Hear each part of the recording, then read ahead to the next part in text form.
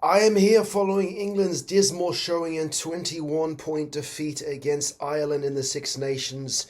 Look, to begin with, I think the anticipation for England was that it was going to be a fairly even matchup because Ireland had struggled and struggled mightily against teams going into the Six Nations, struggled against Italy and were absolutely battered, which we expected by France.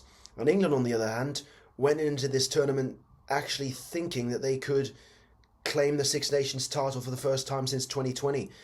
But now, after this result, it just goes to show that English rugby has regressed. And I'm not going to be careful in saying that because I think a lot of people have just been consumed by this whole thinking that England are somehow back following the 11 undefeated tests. But I think English rugby has regressed. And you look at how England performed today and also against Scotland.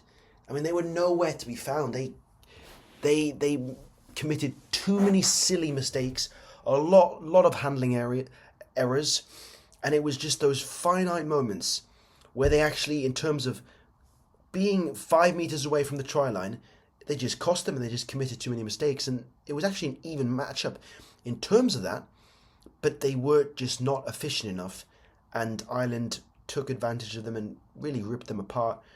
A lot of sprints, a lot of bursts through the back line.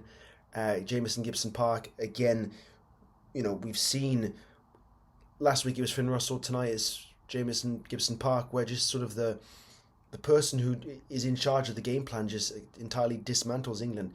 And England offered very little going forward once again. Even the return of Ollie Lawrence didn't bring much energy into the action. Pollock was okay.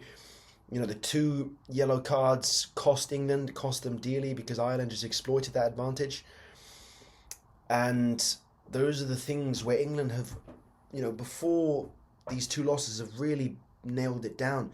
Defensively astute, just some fluidity, some energy in the attack, on the wing, nice passing gameplay, and just not being able to dictate the flow.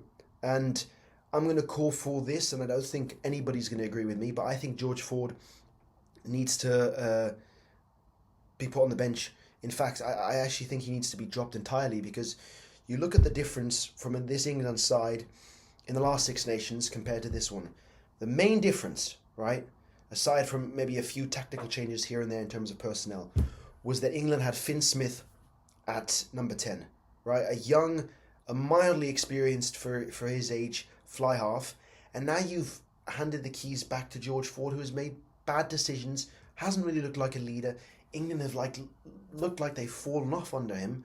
So get Finn Smith back in there, and I don't know, the high ball today, no sense of urgency. Freddie Stewart did terribly, as did Tommy Freeman.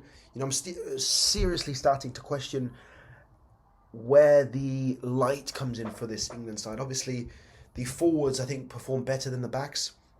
The scrum was okay at times.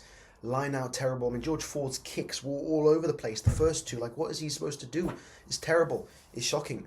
So I think England really need to look at themselves here and actually acknowledge the situation that they're in, because it's a very unique one. They haven't been in this situation since Borthwick really took over, following that shocking defeat at Twickenham, where I think it was the most points they've conceded. This is perhaps the second most highest points tally that they've conceded at home against a very capable Irish side who,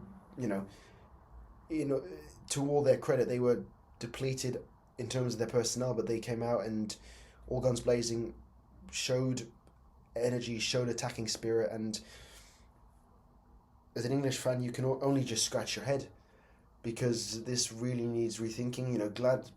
Unfortunately, I think England will profit from this 2 week break and then play Italy at home, and a lot will happen in that time. But England really need to address that issue, that lethargic, offering very little going forward, and didn't execute.